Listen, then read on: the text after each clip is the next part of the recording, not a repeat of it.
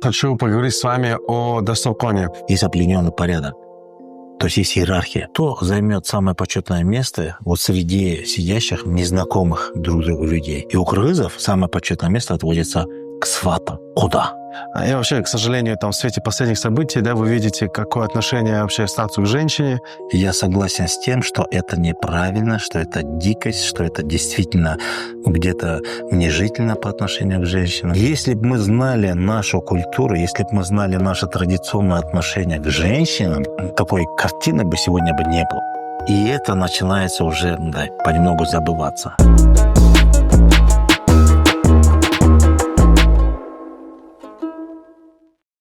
Мирзбеке, сейчас хочу поговорить с вами о Дасталконе, важном в жизни каждого кыргыза застолье. Проводим мы их регулярно, очень часто, но мало кто знает об особенностях и нюансах, которые мы должны соблюдать, чтобы все делать правильно. Давайте раскроем эту широкую тему для наших телезрителей и YouTube-зрителей.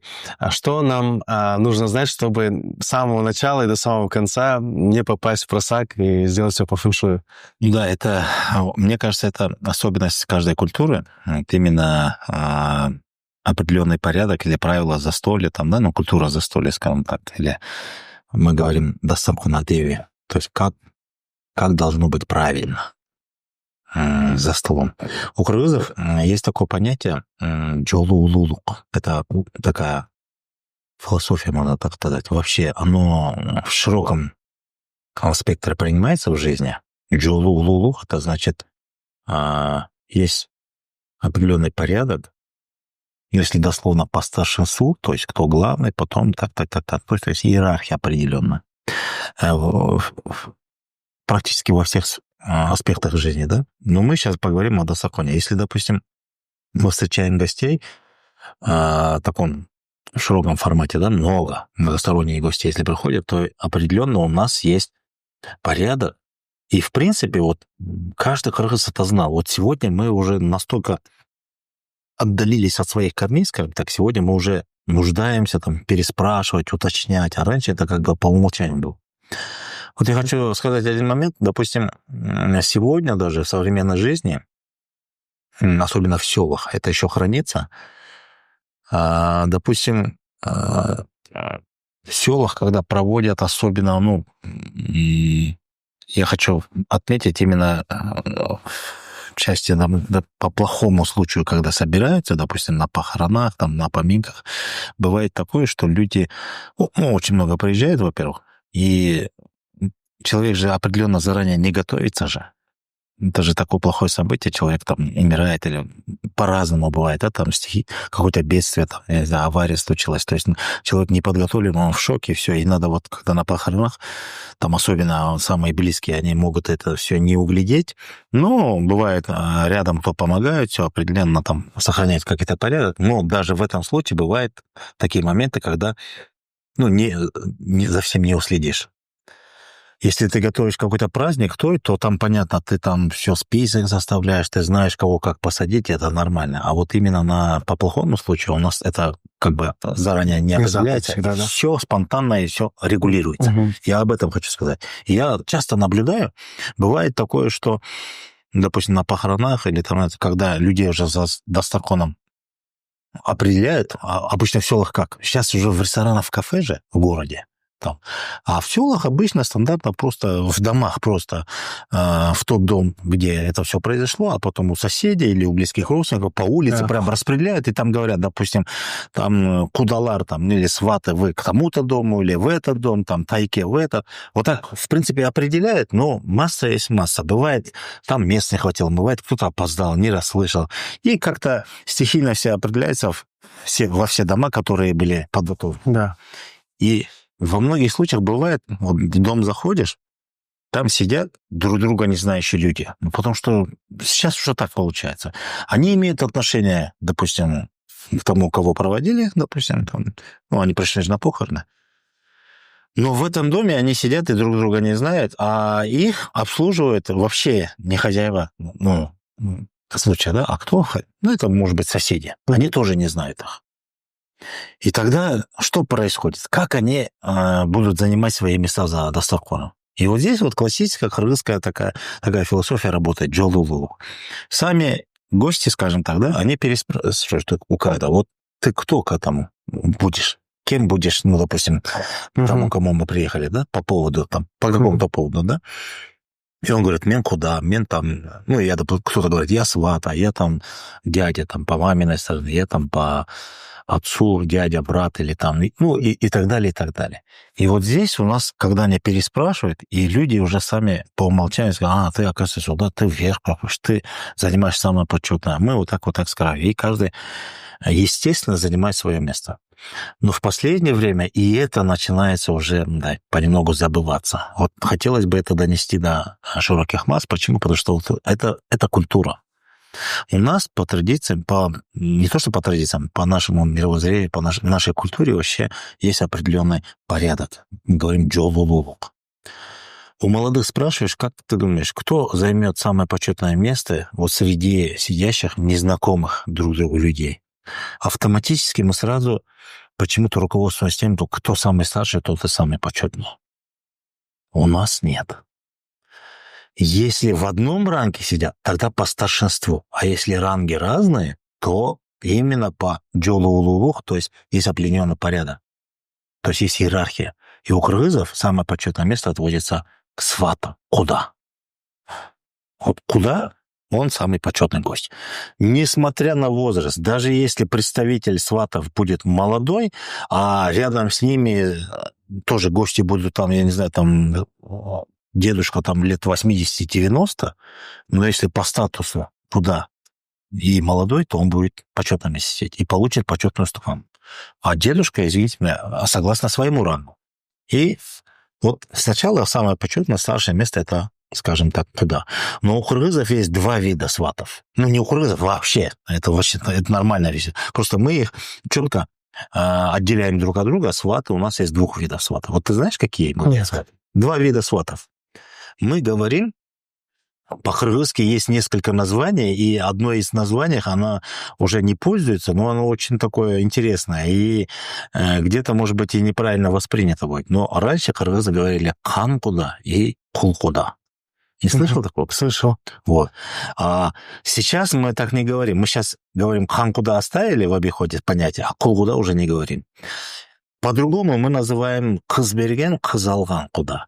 То есть тот, который выдал дочь, и тот, который Взял, да? взял, ну, не дочь, а взял невесту, да, получается, кыз алган. Или говорят еще баш алган, баш берген. Ну, кыз алган, кыз берген — это баш алган, баш берген. Баш — это адам, человек. То есть, ну, в данном случае тот, кто получил невесту, или тот, кто выдал невесту, ну, дочь свою в невестке. Вот так разве. А раньше это называли кангуда и колгуда. И вот в зависимости от того, какому он предстоит виду, куда, вот он занимает место. По самой иерархии самым главным сидят кангуда, а потом кулгуда. А если перевести на такой лад, то кто такие кангуда? Это те, которые выдали дочь. Они на первее стоят, да? Они выше стоят. А те, которые приняли чью-то дочь как невесту в свою семью, они называются кызалган или кулгуда. Теперь давай разберемся, что такое кангуда и кулгуда.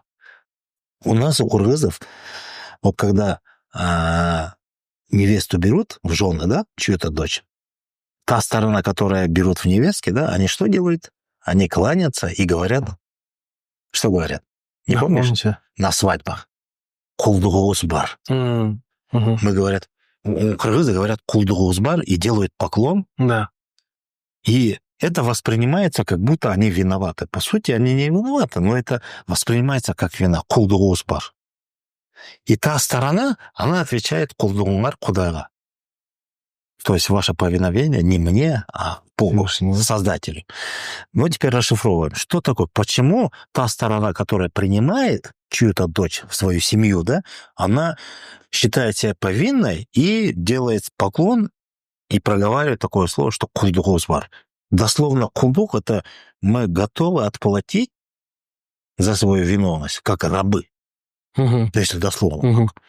А та сторона, которая выдает дочь, он говорит, нет, не нам, а Создателю. То есть здесь такая мудрость, да, народная. Та сторона, которая принимает чью-то дочь, свою семью, да, они говорят, мы виноваты перед тобой. Почему? Потому что он принимает, он обогащается, и благодаря ее дочери он продолжает свой род. Мгм.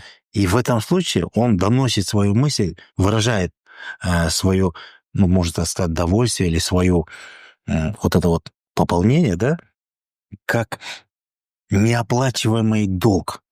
Потому что, ну, невозможно ничем оплатить то, что я продолжаю свой род благодаря, допустим, твоей дочери. А ты выдаешь дочь, у тебя убывание. Правильно? Ты выдал дочь, и все, ты остался. А я беру твою дочь, допустим, я пополняю свою семью, и у меня продолжается род. У моего сына еще дети рождаются. Род-то, поколение мое продолжается. А тот, кто выдал дочь, он нет. Он наоборот, у него убывание. И вот эта вот философия, да, та сторона, которая принимает, она считается в долгу перед тем. Потому что благодаря их дочери у него пополнение и продолжение рода. То есть только благодаря вашей дочери.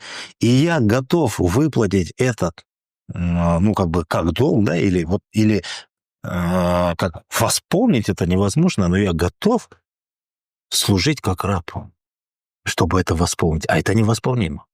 Это говорит о ценности, да? Это насколько они ценят, да? И та сторона говорит, что вот чисто психологически человек, да, человек, он может так принять, да, но если ты не в восполненном долгу перед ним, ну, пожалуйста, давай тогда. Поэтому его называют хангуда, он как хан, а тот как раб перед ним. Он говорит, я готов, чтобы вот это все искупить, как раб готов тебе, как раб перед ханом. Тот говорит, нет, твое вот это все, кулдугун кудайга, говорит. Если ты... Смысл философии так, не передо мной ты должен выслужить. Выслужи перед Богом, тогда со мной будет все в порядке. То есть человек, если будет все правильно делать, если он будет делать так, чтобы это было угодно Богу, да, то, естественно, и тот человек будет в удовольствии. Угу. Вот она философия. То есть нету такого, чтобы лично мое было довольствие, а так все. Нет. Если довольствие Создателя это получишь, то все в порядке. Угу. Вот она философия. И поэтому назвали хангуда, кулгуда.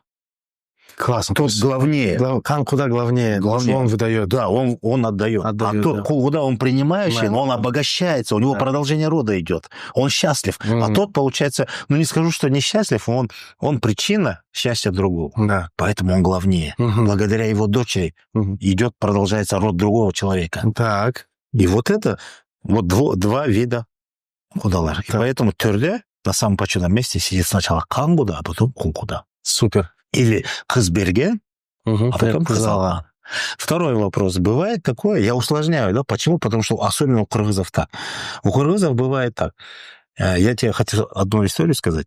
Я вот лично сам где-то лет, по-моему, 15 назад тоже, я тогда еще молодой был, мы поехали куда-то тоже, кудалармен, вот такой вот большой той был, и мы оказались за одним дастарконом в одном доме. Естественно, там несколько комнат было, но мы в одной комнате оказались, за одним дастарконом, несколько куда. Потом кыргызов также 5 дочерей, 5 пангуда, да, там сколько-то сыновей, сколько гелинов получили, столько худа же у них. И все худа в одном доме, там, и у нас человек 20-30 было, большой дом такой. И мы сидим там, как-то сели, и получилось так, там с нами один сидел Ахсахалов такой, с бородой такой, вид самый старший из среднего. Мы-то молодые, мы вообще с краю сидели, но постарше нас, которые были, они говорят, вот, у Ахсакала, вы самый Ахсакал, давайте его посадили. Он говорит, нет, мое место не там, вы сидите. Он говорит, я здесь, с краю. Он говорит, нет, и эти взяли, его посадили. Угу. Потом сели, все такое, потом приходит хозяин тоя. Бабушка тоже, бабушка, как она такая, Чомапа, да, вот, худагый. Приходит, и она говорит, зашла, как все, как нормально все, приходит, как у вас, все нормально, все. Посмотрела и увидела того старика. Угу. Но они как-то, кудалар же, они общаются, он говорит, а ты что там учился? Таким тоном, да, знаешь? Это нас как вот всех удивило. Во-первых, вот такой вопросительный тон был такой. Что ты там учился? Мы так удивились, он же Ахсакал там. Нет. И она говорит, он не веря куда. Он должен вот здесь сидеть. А вы, говорит, вы же кудалар, вы кан кудалар, вы должны выше сидеть. И мы тогда нас осенило. Что такое не веря куда? Не веря куда, значит, у ней были кудалар, мы представляли ту сторону, которая непосредственно куда, вот у нее есть дочь, она вышла замуж, мы представляли ее сторону. Или у нее сын, они получили гелим у кого-то, мы представляли эту сторону. Ну, имеется в виду вот с таких. А не веря куда, это когда ее дети уже посватали своих детей, и у них свои сваты есть. Но для старшего поколения это уже не веря. Внучата куда, может сказать, да? Внучата куда-то. И они по рангу ниже, потому что это статус-то у них выше. И в этом случае не веря куда ниже садится. А я еще привожу, то есть в кангуда кулгуда отдельно, а не веря куда еще ниже. Так. А был еще такой случай. Не было, а вот я всегда привожу пример. Допустим, я на своем примере скажу. Есть такое понятие тайке. Вот тайкелер куда-то ангин отрад. После. Сначала куда, а потом тайке. Тайке — это родственники по материнской линии. Представляют родственников твоей матери, да? Но бывают такие случаи, допустим, если я в своем доме принимаю гостей, и у меня есть тайке, то есть родственники моей мамы, и есть еще мои сваты, кудалар. Мои. Если я, допустим, уже засватал своих, если есть у меня свои сваты, то в моем случае я сначала посажу своих сватов, а потом тайкелер, да? Но если эти же люди будут в гостях в доме моего отца, если отдельно отец живет, да, то места поменяются. Мои сваты, они будут не веря куда. Потому что мои тайкелер в отцовском доме они будут хангуда, потому что они главнее. Да. Но в моем доме, если я отдельно от отца живу, тогда менен тайларым они будут отдельно уже чуть, а мои кудалар уже лично мое продолжение идет, тогда менен кудалар бехта утра, они на почетном месте. И вот такая вот система, в принципе, все кыргызы это знают, понимают, и вот так вот рассчитывают. Это вот последующая молодежь уже забывает. А так вот такой вот порядок. То есть куда имеет наивысший статус. Да. Между ними есть хан-куда, кул-куда. Хан-куда главнее, это те, кто выдали свою дочь. Затем идет кул-куда, и третий неверя-куда. Да. Уже третье поколение. Третье поколение. Совершенно верно. Потом садятся тайкелер. Тайке — это родственники матери. Но, как я объяснил, тайке — это в том случае одним поколением ранее они являются кангуда. Да. А через поколение, если в другом доме, они уже просто тайке, у них ранг уже падает. Есть еще понятие джен. Мы знаем, это кто такие джен? Племянники, да? Правильно? Это тоже племянники. Джен — это дети, как это сказать, как тебе объяснить? Джен, вот куда, тайке — это родственники по материнской, а джен — это если дети, скажем, дети дочерей наших этого дома. Но они представляют другой род племя. Это другая категория. Но если по этим считать, что джен — это примерно как ханкуда и кулгуда, но в следующем поколении кто-то будет тайке, а кто-то будет джен. И поэтому джендер ниже, чем тайки сидят. Вот в сравнении такое. Это вот следующее такое. Иерархия, да, то есть кудалар, потом тайке, потом джен. Так. Потом идет понятие бөлö. Бөлö — это, допустим, вот в моем доме, если моей матери есть сестра и его дети, это будет бөлö. Мы между собой бөлö. Но это не тайке, потому что тайке, они представляют род племя моей матери, а бөлö, они родственники моей мамы, но тоже дочери дети, которые представляют совершенно другой род. Поэтому они рангом ниже уходят. Поэтому тайке, джен, а потом бөлö. Это вот. И на этом родственные наши иерархия родственных связей, да, заканчивается. То есть куда несколько видов, потом тайки. Кстати, тайки бывает тоже несколько. Чонг тайки и тайки. Тайки бывает, это родные моей матери, родственники, а бывает родственники моей бабушки. Это чонг тайки. Это вот как куда и не веря куда. А чонг тайки — это если у меня бабушка чонгапа, и ее родственники — это чонг тайки. Они выше стоят, чем просто тайки. Но ниже, чем куда. Видишь, сколько у нас? Да. То же самое и джен идет. Там чонг джен, джен, бывает джен напрямую вот. Там, допустим, у меня сестра и ее дети. Это мои джендер, да? А есть, бывает, моего брата дочь и ее дети, если пойдут, то это джейн уже втором поколении. Они уже ниже. Да. Все по рангам, по поколениям. А потом были то же самое. Вот так вот мы родственники закрыли, потом вот за дастуханом всех усаживаем, да? Независимо от возраста. Кто старик, кто молодой, нет. По статусу, кстати. А потом после кровных родственников мы потом уже сажаем, есть такое понятие дос, джоро, джолдош. У кыргызов есть понятие. Ну, если на русском говорить дос, мы говорим друг, друзья. Мы, в общем, говорим друзья, общее понятие, да? Но у кыргызов дос это отдельно, джоро это отдельно и джолдош отдельно. Вот хотел бы вот на этих трех... Вроде бы, казалось бы, одинаково. Как бы одно и то же, но на самом деле большая разница. И вот я вот с одним ахсакалом разговаривал на эту тему, и он мне такую вещь сказал. Я сначала как бы особо не придавал значения, но после его слов я очень так задумался, потом понял, и с каждым годом я поражаюсь тому, что, как он верно сказал. Он сказал, человек в жизни, кто бы ни был, в жизни, он может даже и не понять, сколько у него друзей, но по факту получается, максимум он может только 3 друзей найти. Или обзавестись 3 друзьями. Дос. Я имею в виду в крымском понимании дос. Более не бывает. Если у человека есть 2 друга, да, как дос, это вообще счастливый человек. Бывает, только на одного полагается. Вот это дос. Это кто такой? Это тот человек, который не является ни родственником, ни кем, но который... Он ставит себя выше родственника, и ты его ставишь вместо. Он за тебя и в радости, и в горести. То есть вот такие категории. Мы понимаем, да, друзья?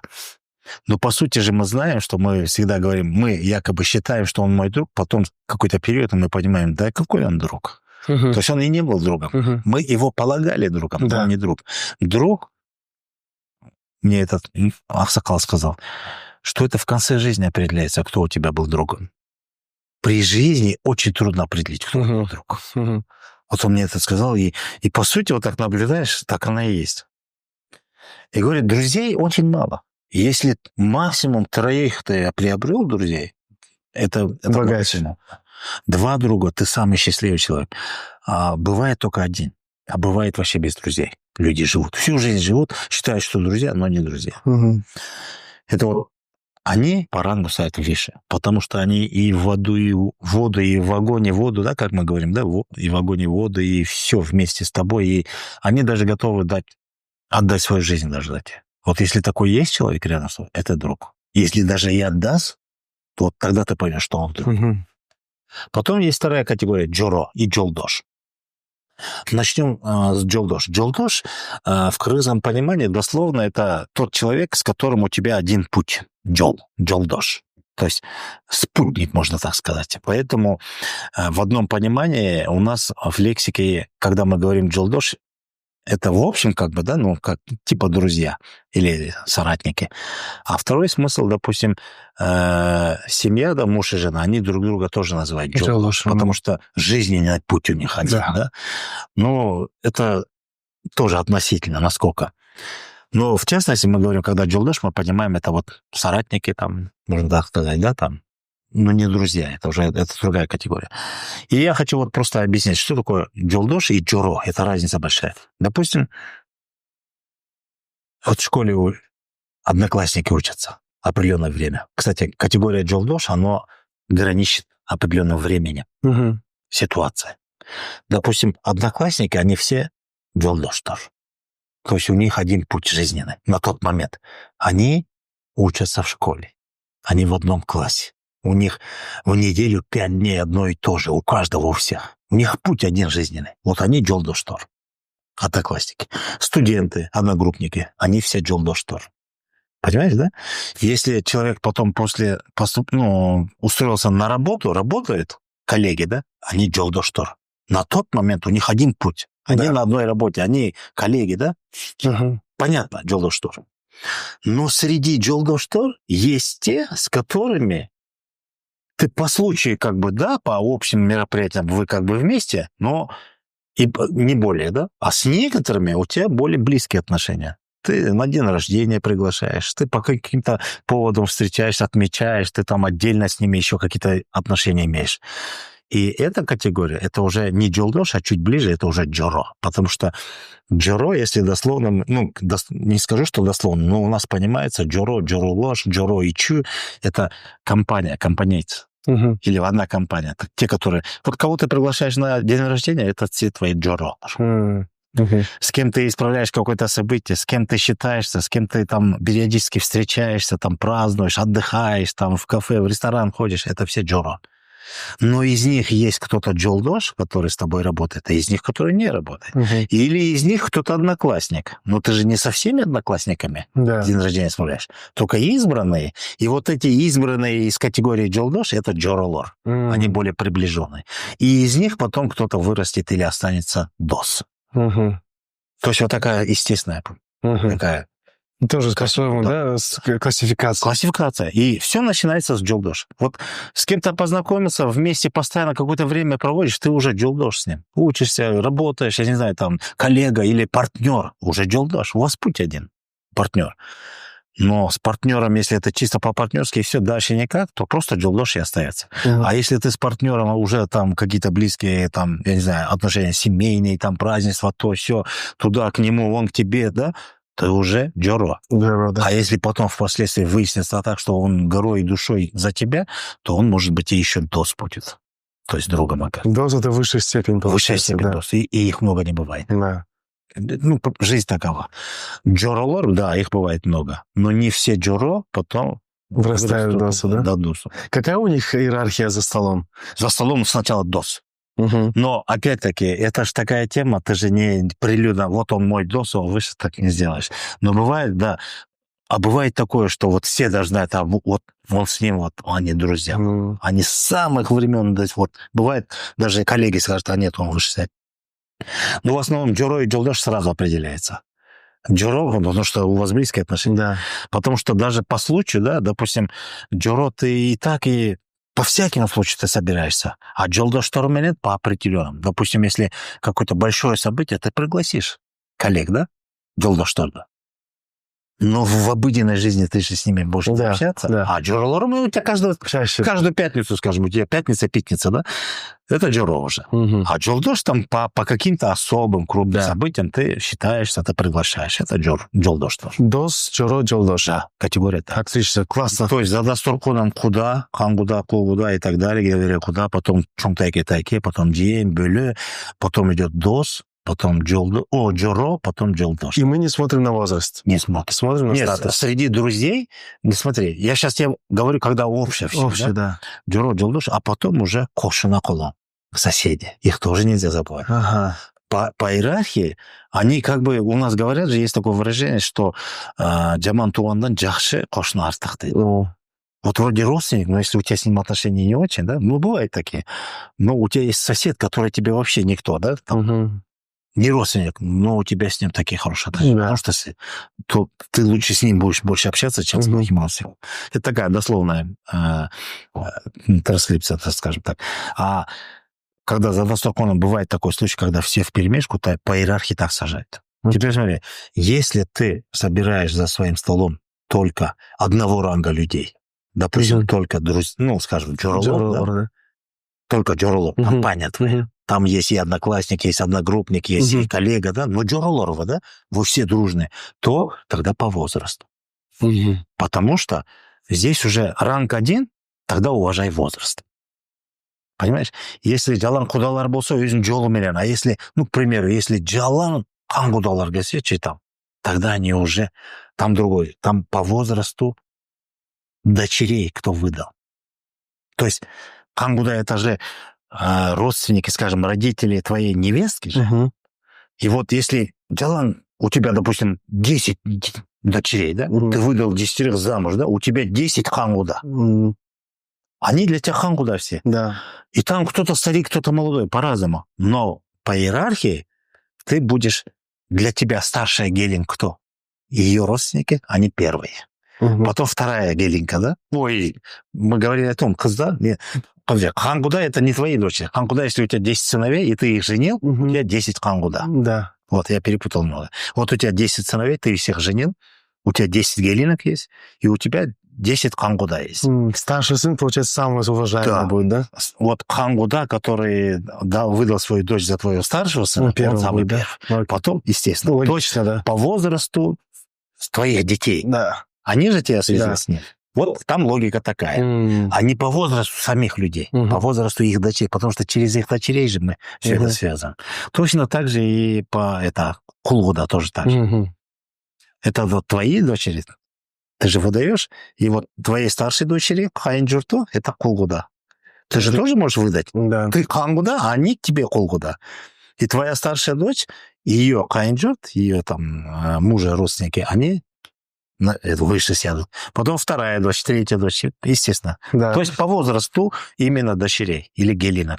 Супер. Это вот, прям очень хорошая иерархия, да, это логика. И вот эта вся логика, она у нас, вот это и есть социальная справедливость. Вот. И это ведет к тому и к равенству. Вот принцип равенства. Есть как бы иерархия, но в принципе они равны все. Я недавно вспомнил такой случай, когда я был в гостях у Кайната. Получается, моя супруга, она старшая дочь. Да. Ты старший Гюала. Я старший Гюала. И я когда приехал к ним в гости, там сидели, получается, Турдо родители, Чон Кайната, Чон Кайнапа. Потом его сестры Кайната сидели, и потом... А вот эта сторона вообще пустая была. Ну, как бы я зашел, и раз пусто, я же не буду там в отдаленности сидеть один, там весь стол, и я туса. Я как бы Кайната рядом присел, чтобы его поздравить. Вот в данном случае я правильное место занял? Здесь спорно. Я сейчас знаю. Во-первых, странно, почему они только в один ряд вот так выстроили? Ну, так получилось, видимо, гости ушли, наверное, пришли. Но если после, тогда ты... Если ты уже примкнул к ним уже после, да. Тогда это ладно. Потому что гечи клиенту, то есть опоздавший, если принимает уже какое место свободно, а если в начале, когда расстреляют, то нужно каждый свое место. Вот в данном случае... Потом еще есть, смотри, я сейчас не забыл, чисто в классическом варианте за дастархоном, да, у нас еще есть такой порядок. Вот помнишь, в юрту мы говорили, есть место. Если от двери правая сторона это женская часть, да. левая это мужская, то если дастархон мы поселили, то по центру твердо, самая высшая, здесь левая сторона мужчины по порядку, а здесь женщина. И по иерархии-то куда-куда говорит там. Тайке-то друг напротив друга, и вот так по иерархии. Вот еще эта сторона есть. И часто мы это уже не смотрим. Там правая, левая, мужская, женская, мы уже все вперемешку, но иерархию сохраняем. В смысле, категорию. А вот как Гуйобала в данном случае какой статус имеет? Гуйобала еще есть такой, вот очень хороший вопрос. У крызов есть такое выражение. Гуйо карыса джейн булат. То есть здесь надо понимать недословно. Карыса не в том плане, если он постарел, да? Здесь другой смысл. Во-первых, кто такой джейн? Джейн — это дети дочерей. Вот твои дети, если пойдут в дом твоего хайната, они будут джейн, правильно? Они там гости.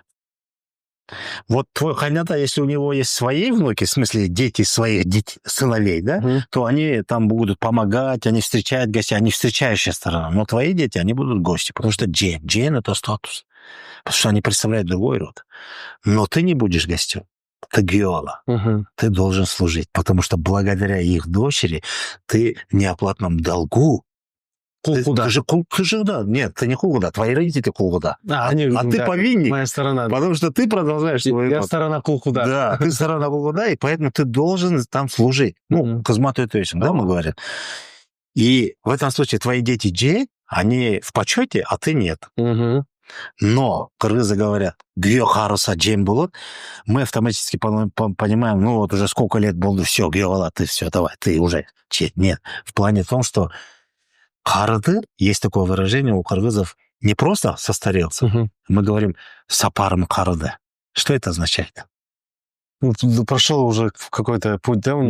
Путь уже завершен. Да. И в этом случае гүйолалык милдет харыды, то есть гүйолалык сапарым харыды. То есть ты, как гүйола, да, ты уже отслужил, можно так сказать. Ты долг вернул, все.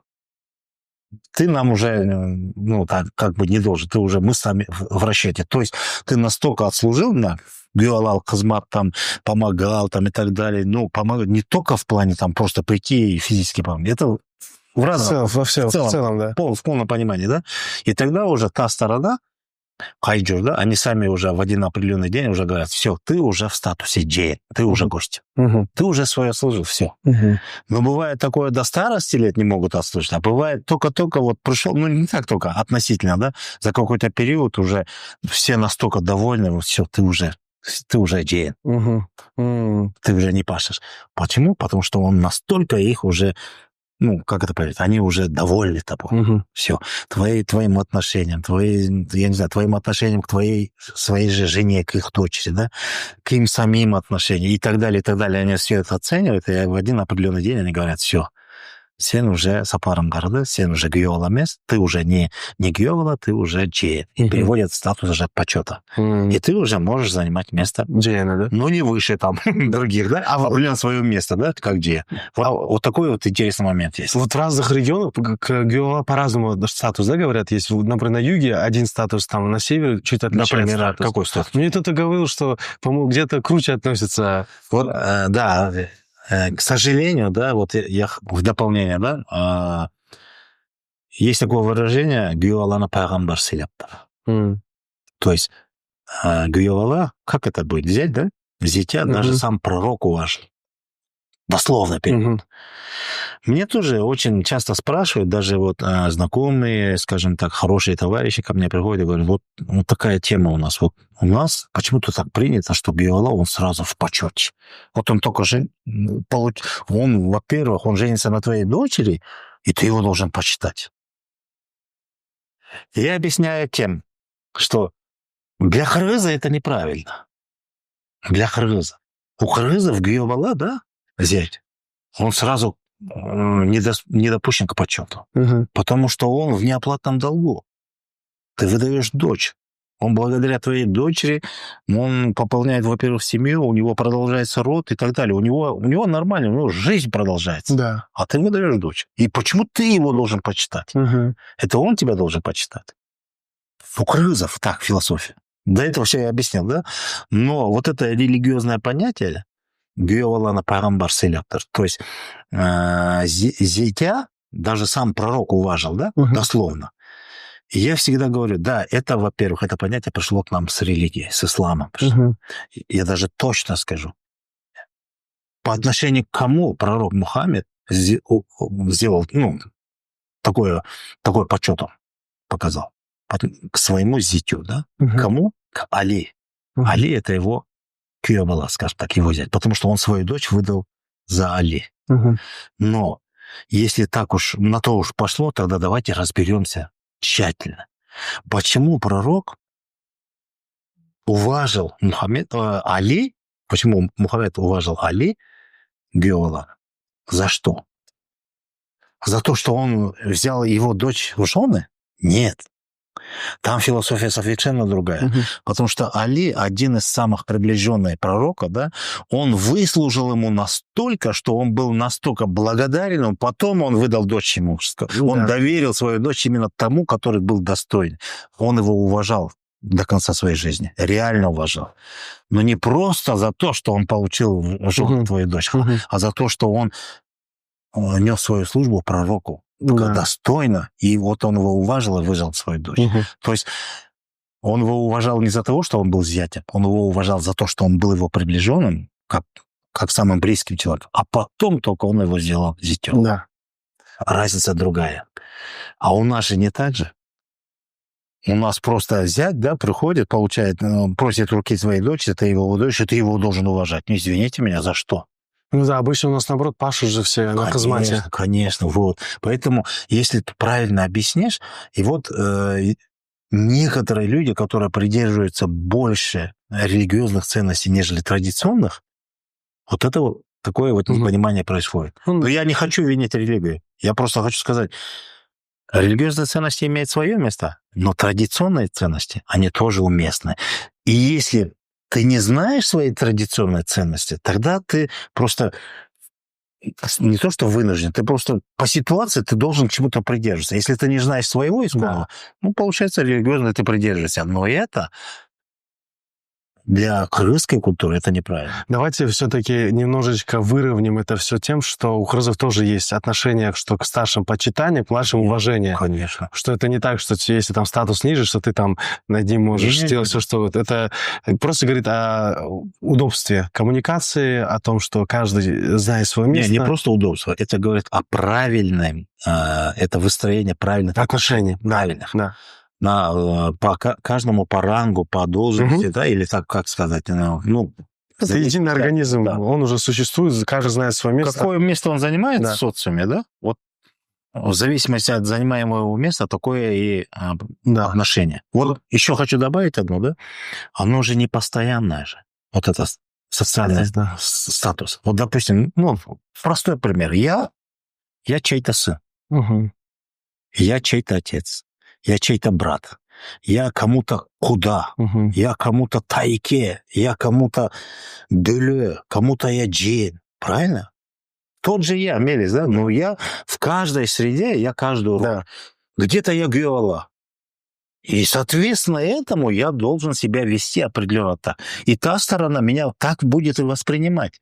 Она по-другому не будет воспринимать. Угу. Если я куда-то пришел как куда, значит, меня с почетом будут встречать. Опять-таки, двух видов. Где-то я хан куда, где-то я хол куда. Соответственно, я буду свое место занять. И отношение ко мне будет такое же. Каждый получит свое почет в зависимости от того, где он будет находиться. Да? Конечно. Поэтому, видишь, и в этом случае это не такое постоянство, что ты кто-то хан куда ты всегда там на коне, да, а ты куда ты всегда там прогибаешься и куда. Нет, это зависит от того, где ты находишься, да. в какой ситуации. А ситуация, она же постоянно меняется. Да. Но надо это все знать. Да. И когда ты в какой бы ты ситуации ни находился, где бы ты ни находился, если бы ты знаешь свое место и в зависимости от этого правильно выстраиваешь отношения, никаких проблем не будет. Угу. Ну вот давайте продолжим тогда нашу иерархию. А геобала где садится? Вот мы сейчас перечислили же всех, да? В данном случае геобала, он по статусу какое должен место занять? До или между кем? Если, смотрите, если в случае, вот, который я говорил, мы всех рассуждаем. Да. Если геобала, он именно относится к дому, да, к тому дому, как родной геола, то есть муж дочери этого дома, то он, скорее всего, будет как встречающая сторона. Он не будет за столом. Да. А если геола уже более отделенная, ну, мы же понимаем, там, брат, сестры, там, или там через, да, тогда он может быть в качестве гостя, как джейн, который может. А если он непосредственный, то он даже сам не пойдет как гость. Он не позволит, потому что встречающая сторона, я муж дочери, да? И как я буду гостить? Совесть не позволит. А если ты там, например, геовала дяди, да? Тогда ты как гость можешь. И та сторона тоже будет тебя принимать как гостя. Скорее. Да. Все. И, соответственно, ты геовала, он в статусе джейн. Все, мы разобрались с этим вопросом.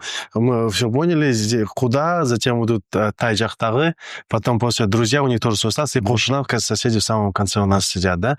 Это супер классная памятка для тех, кто будет встречать гостей. Вообще это культура отношений, взаимоотношений, так сказать, и вообще социальные, как это правильно, социальные взаимоотношения.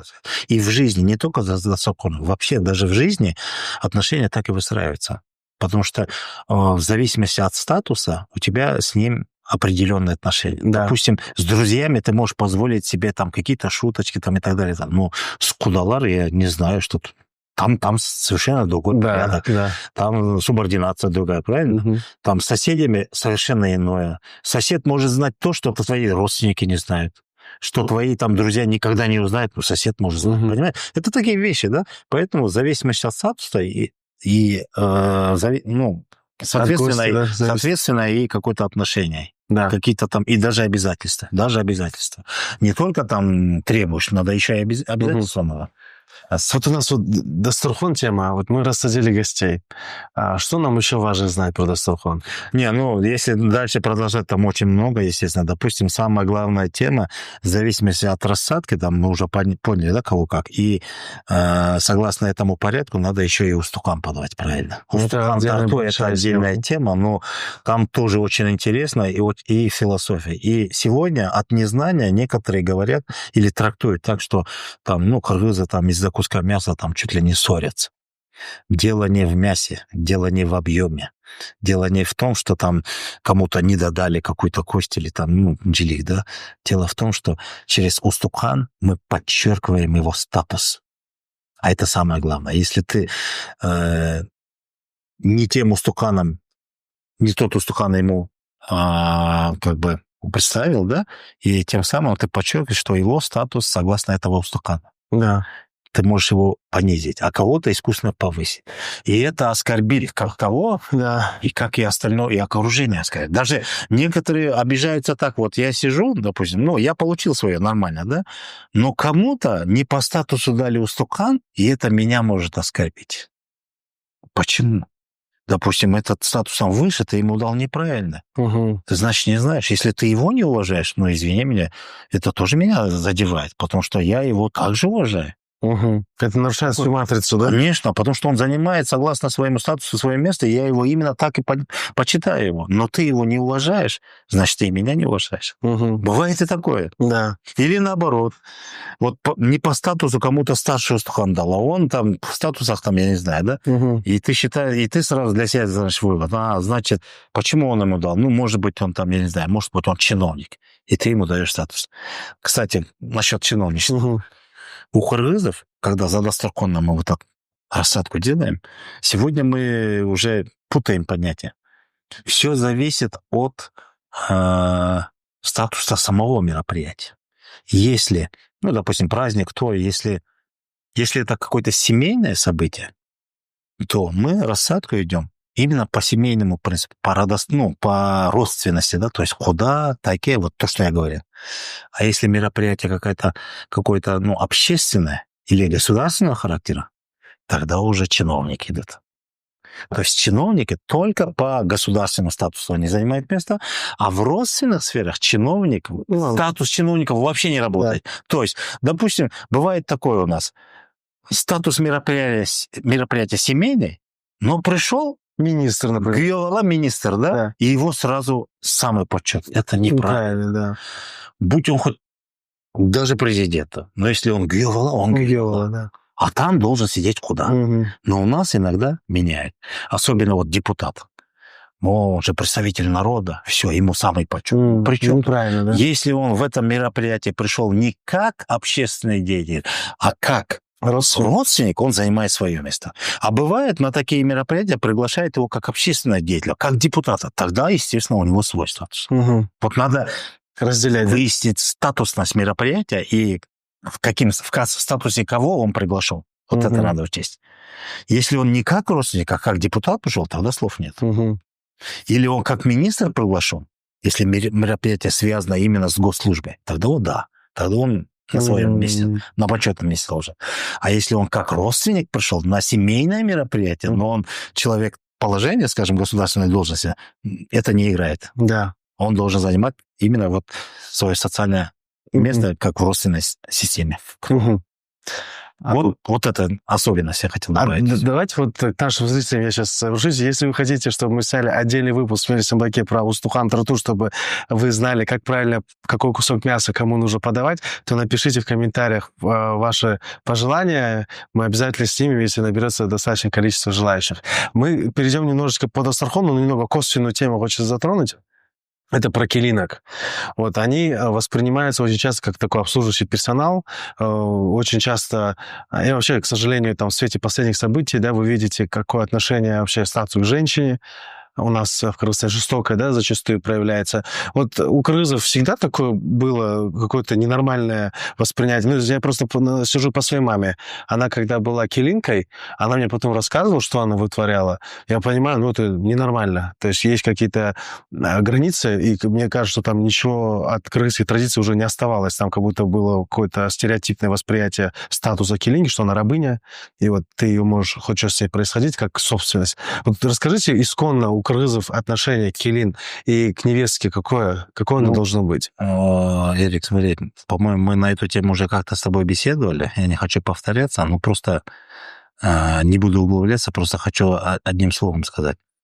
Во-первых, все, что сегодня происходит в нашем обществе, в нынешнем кыргызском обществе, я согласен с тем, что это неправильно, что это дикость, что это действительно где-то нежительно по отношению к женщинам, там, варварство. Можно как-то дать оценку, и я согласен с тем, что да, это неправильно. Это уже своего рода болезнь какая-то. То, что мы относимся к женщинам вот так вот действительно неправильно. Там избивают, стреляют, убивают, там, там калечат, там, вырезают какие-то органы там, и так далее. Но это очень страшно, это неправильно, естественно. И это не имеет никакого отношения к традиционным как сказать, понятиям или к традиционной культуре кыргыза, да, якобы, что у кыргызов так, поэтому мы сегодня к ним так относимся. Никак не имеет отношения.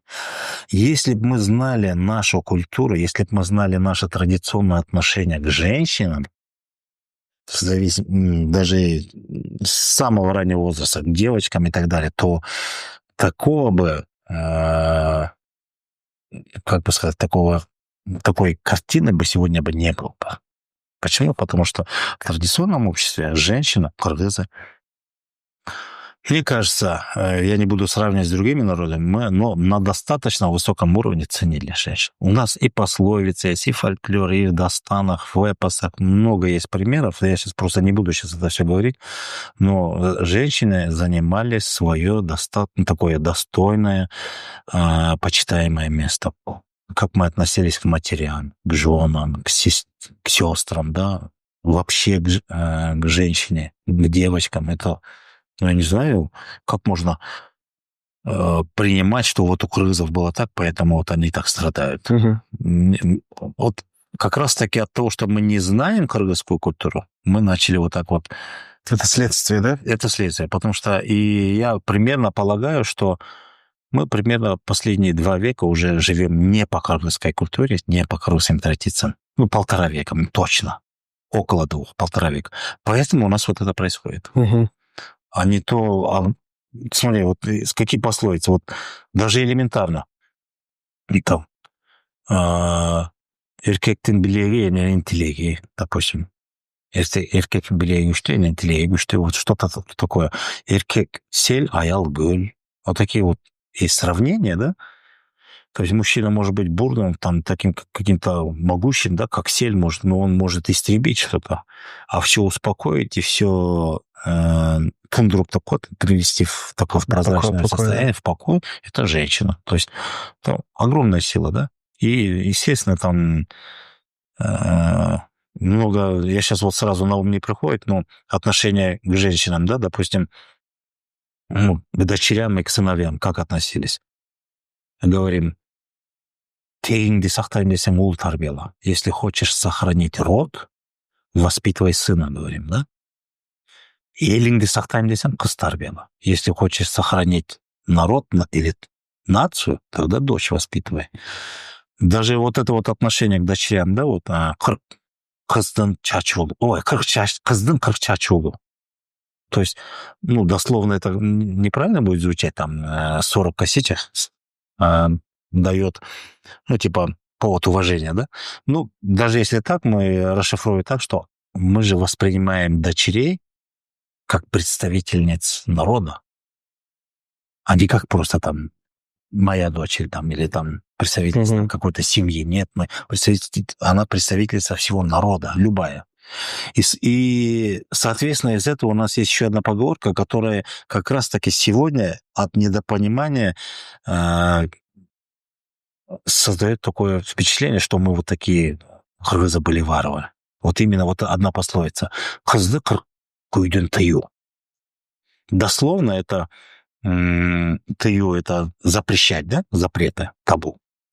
Накладывать табу или запреты девочкам. Вот кто не хочет, ну или когда...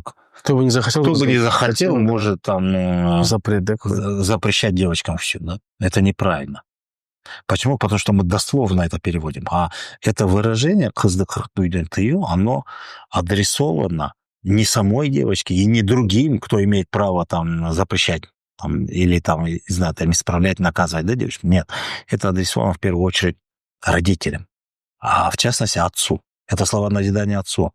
Угу. Потому что если у тебя дочь, то ты не забывай, это большая ответственность перед народом, ты воспитываешь представительницу народа. И если твое воспитание будет неполноценным, тогда любой из кыргызов вправе довоспитывать ее. Угу. И это такой наказ, да, отцу дочери. Вот какой отец пожелает, чтобы его дочь кто-то другой воспитывал или там, это у тебя там неправильно. Естественно, это же намыс волос, и поэтому, чтобы не довести до этого, ты должен хорошо воспитывать свою дочь. И тогда никто не будет там даже и слова не скажет. Но если она недостойна поведения, дочь чья-то, да, значит, она не получила достойного воспитания, тогда каждый вправе ее воспитывать только с одной цели. С целью того, что она же представляет весь наш народ, всех нас. А я не хочу, чтобы кыргызские дочери или кыргызская женщина была такая. Вот в этом плане, в положительном плане. Угу. А мы это все настолько перевернули. Какое ты имеешь право меня воспитывать, то все, я что хочу, то и делаю. Вот это вот, не знаю, там, безграничная вседозволенность, да? Угу. Это вот нас убивает. Поэтому я в какой-то мере не принимаю вот эти вот феминистические какие-то заявления. Не в том плане, что я против там равенства женщин там, и мужчин. Вообще это речь не об этом. Речь о том, что когда женщина представляет собой вообще как будто отдельная, я не знаю, там, ну, если мы говорим о правах человека, женщина же человек, почему мы должны выделять права женщин? Вот мне чисто логика мне непонятна, да? Угу. Это не от того, что я против женщин или хочу, чтобы они были в угнетении. Нет, я просто чисто вот так. У нас в кыргызском понимании не было такого особого, вот кто-то кого-то давит, У нас даже доминирует. пола нет, ну, Мужского, женского, да. но все вместе, да. Потом, когда мы говорим о, скажем, гендерной политике, Запад там нас привел к тому, что равенство полов приводит к тождеству. Вот она самая главная политика. То есть тождество — это нет разницы. Угу. Равенство — это совершенно другое. А когда нет разницы, это вообще другое. То есть Запад к этому ведет. Гендерная политика, равенство полов ведет к тождеству. То есть мужчина и женщина, они неотличимы ничем. Настолько равноправны, что ничем не отличимы. Но это не может быть. Это вообще априори оно не так, это не рассматривается это. Женщина, на то она и женщина. Ее природа так создала. Ни один этнос не создал женщину, ни один человек не создал. Это природа. Или сам Создатель так создал. И женщина, и мужчина, так, это создание. Не человечье создание. И как мы вправе, вот нет разницы, тождество должно. Это неправильно. Это против природы мы идем. Угу. А у кыргызов понимание женщины и мужчины, мы говорим так, ери шаркак, или эки жарты бирбютюн, да, когда создается в семье. Сам по себе, ни мужчина, ни женщина, сам по себе, как одно единое, оно не одно единое, вот сам по себе, да, Да. но оно не целостное. Неполноценно, да? Неполноценное, да, или так сказать. А когда воссоединившись, только они создают одно единое целое.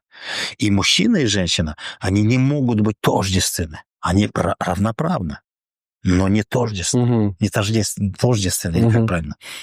И вот эри шаркак, вот это слово, оно прям четко это раскрывает суть наших понимания или кыргызского понимания, что есть женщина, что есть мужчина. Угу. Вот что такое эри шаркак? Ты слышал такое? Нет. Эри шаркак — это я сравниваю с этим, да, вот когда создают ткань, ткань из чего создают? Из нитей же. И вот есть продольные нити, есть поперечные нити. И они переплетаются в определенном порядке, синхронно, да, переплетаются и создают полотно. И это полотно, оно уже целостное, крепкое, оно, ну, определенное, да, такое качественное.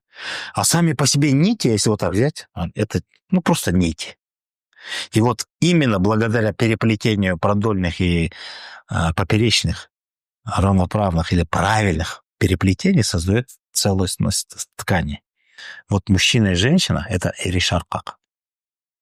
Если кто-то из них продольный, кто-то поперечный, мужчина и женщина, то есть они не могут быть одинаковыми, они разные, но переплетаясь, они создают одно единое целое, крепкое, такое, ну, понимаешь, ткань, она целостная. А сами просто нити, как бы ты их ни расположил, они нити. Там все, и что, оно ничего не будет держать, оно не крепкое, не целостное. Полотна нет, да. Ни полотно, ничего нету. А вот переплетение такое структурное, это уже полотно. И вот это называется еришакак. У нас даже в быту и по сей день мы же говорим, когда создается семья, мы пожелания говорим молодым, еришакак полгла. То есть будьте одним единым целым, дополняйте друг друга, переплетайтесь друг с другом. И каждый выполняет свою функцию. Один другого не может заменить никак. Вот это природа. Вот это наше понимание. Но они равноправны. Запад нам совсем другое несет. Равноправие полов ведет к тождеству. А это ведет к тому, что в итоге ни те, ни другие не будут неполноценны. Не то, что неполноценны, они вообще бесценны получатся. Потому что не дополняют. Женщина, она ценна тем, что она женщина. А когда она не женщина, нужна ли она тогда вообще? Да. Ну, я элементарно вот так вот просто вот такие вопросы задаю так.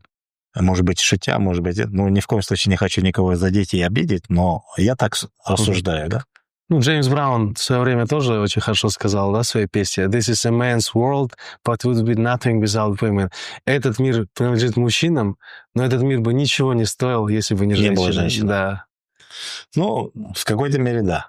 То есть принадлежит мужчин завоевания, то да сё там. Да, что такое, как бы, достигательство для мужчин, но все это ради женщин делается. Поэтому я вот дальше не буду углубляться, просто хочу сказать, если мы хотим исправить ситуацию, которая сегодня нам не нравится в плане отношения к женщинам, да, отношения мужчин к женщинам, нашим, крымским, то, я думаю, выход из этого или правильным решением будет изучение, и не просто изучение, а возвращение к нашей культуре, к нашим истокам. К исконно, настоящей. Да, если мы ее возродим, и этот вопрос, он сам по себе разрешится. Потому что в нашей, в кыргызской культуре, в нашем мировоззрении, в наших традициях, обычаях к женщинам очень с почетом относились. Мирзбеке, мы завершаем вот эту беседу, и хочется ее завершить. Все-таки мы с Дастархана начали. Мы поговорили, это должна быть такая подсказка для молодых ребят, которые только знакомятся с нашей культурой, как правильно рассаживаться, как правильно рассаживать гостей. Мы поговорили о келин, о том, что у вас очень важно, статус она имеет. Вот, например, когда той проходит, немного из-за Дастархана, если выйти, там есть вот кто-то мясо готовит, кто-то за самоваром стоит. Вот это, есть ли какая-то тоже иерархия в данном вопросе, как вот правильно распределяются обязанности я не скажу, встречи гостей? Я не скажу, что есть определенная формула четкая там пофамильно. Нет, эта тема называется антамак. Встречающая сторона, есть близкие родственники, соседи, ну или там село, да, они просто вот если у кого-то какое-то событие происходит, как антамах, то есть не стоят в сторонке, все дружненько, все эти нужды исправляют там в качестве организационных каких-то работ, там тоже, там, не знаю, забить скота, там сварить мясо, там гелинки приходят, там тесто катают, бурсоки там изготавливают, да, это все так налажено, и там нет такого, вот ты это делал, ты это. Все как стихийно, естественно, происходит. Кто что может, кто чему приучен больше, у кого что хорошо получается, они, естественно, там, допустим, среди мужиков, допустим, если делить мясо, говорят, он лучше делает, то пусть он делает. Элементарно, да? Да. И так далее, и так далее. То есть нет такого четкого, как бы сказать, документа, который регламентирует Да. то, что должен. Просто есть понятие НТМА. Даже бывает так, люди, ты их не зовешь, они сами приходят. Мгм. Потому Да, что сейчас у них не позволяет совесть, да, вот Остался, знаешь, да. что тот зовет гостей, там люди приходят, ну, у нас говорят саптангенги, да, то есть люди, приглашенные там с других местностей, из других, я не знаю, городов, регионов, да, а тут они же к нам в село приходят, и чтобы вот показать Слушай, стороны, да. гостеприимственность, культуру, НТМАХ, да, вот это все Да. показать, они сами подтягиваются, приходят, говорят, давай, что нужно? Мгм. Задача есть общая, они сразу, естественно, там распределяют сами, не утруждаясь там, и, как бы сказать, нет никакого там четкого такого прописанного регламента и там Всё на естественным образом, Все да? естественно происходит. Мгм. А есть ли какие-то блюда, которые по особым событиям готовятся? Ну, то есть, понятно, что устухан — это вот отдельная тема, а вот за даструханом как-то распределялись, и что такое-то блюдо готовится, такое-то блюдо? Не, ну, насчет блюда, кухни — это отдельная тема, конечно, там очень много. Нету определенного по случаю чего-то делать определенное блюдо. Нет. А есть единственное только по каким-то, как бы сказать, вот, особое блюдо, это есть по праздникам. Допустим, мы сегодня привыкли говорить Ноурус, а так мы же знаем, что это Улугын или там Джиладжират, вот по этому случаю есть определенное блюдо чонгоджи. Вот такие блюда есть, они по случаю. А в основном все по возможности. Мгм. Нет таких четких ограничений, нету. Поэтому, мне кажется, есть определенное сочетание традиций. Например? Ну, допустим, если ты подаешь мясо, то обязательно надо кисломолочное, хумус Мгм. и сюзме, чтобы ахсерки приготовить. Без этого как бы освоение мяса очень тяжело.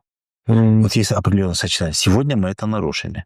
Мгм. Сегодня у нас за столом, посмотри, столько еды, которые противоречат другу или как Да. бы несочетаемые Мгм. продукты, и мы все употребляем. Вот это неправильно. Потому у нас и болезней много, и, можно сказать, лишний вес, ожирение. Почему? Все от этого. Точно. Правильное питание. А в традиционном питании, и я не скажу, что только кыргызы молодцы, в любом традиционном питании, у любого этноса, оно все сочетаемо. Это естественный процесс. Мгм. Это не так, что захотели. Просто в период становления или вообще в период жизни, да, этноса, это все настолько чеканится, естественно, и именно сочетаемые продукты, они остаются и они потребляются. Наиболее Несочетаемые не потребляются. Мгм. Сегодня же мы все потребляем. Да. Сочетаемое и несочетаемое. Современный сегодня праздник возьми твой, любой Всё ресторан, там, сходи. да. Там и сладкое, и острое, и мясное, и такое холодное, горячее. Все подряд. Так нельзя. Вот это это вообще, это страшная тема. Мгм. А если исконно традиционную кухню возьми, любого народа, там сочетаемо все. Да. Мы же не сочетаем.